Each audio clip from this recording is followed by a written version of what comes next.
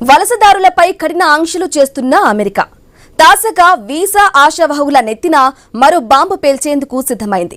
Business, tourist visa కోసం దరఖాస్తు చేసుకునే వారు షూరిటీ కింద $15,000 వరకు బాండ్ చెల్లించాలని అగ్రరాజ్య విదేశాంగ శాఖ ప్రతిపాదనలు చేసింది.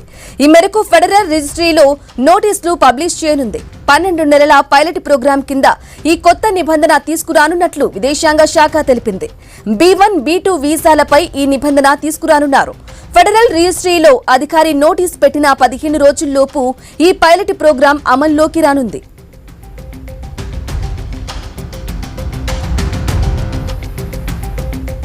ఇక ఈ షూరిటీ వర్తించే దేశాల జాబితాను అమెరికా విదేశాంగ శాఖ త్వరలోనే ప్రకటించనుంది. 90 రోజుల బిజినెస్, పర్యాటక ప్రయాణాల కోసం తీసుకొచ్చిన వీసా వేవర్ ప్రోగ్రాంలో ఉన్న దేశాలకు ఈ బాండ్ వర్తించబోదని సంబంధిత అధికారులు వెల్లడించారు. ఈ ప్రోగ్రాంలో మొత్తం 42 దేశాలు ఉన్నాయి.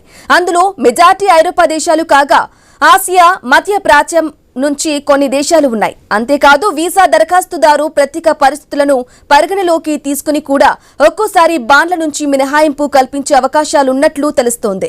వీసా గడువు తీరినా కొంతమంది దేశం విడిచి వెళ్లట్లేదని, వారి వల్ల దేశ భద్రతకు ముప్పు పొంచి ఉన్న నేపథ్యంలో ఈ మార్పులు